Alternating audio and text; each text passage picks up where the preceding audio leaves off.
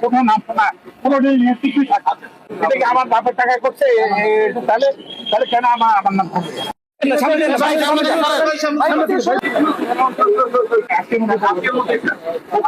কোনো ইয়েতে কোথাও নাম শোনা কোনো কিছুই থাকে না। খালি এই ভাই কাছে উদ্বোধন হয়েছে এবং এই যে যারা করছে এই যে ওদের মাংস আবার কিংবা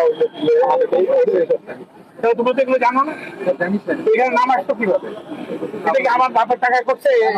তাহলে তাহলে কেন আমার নাম থাকবে?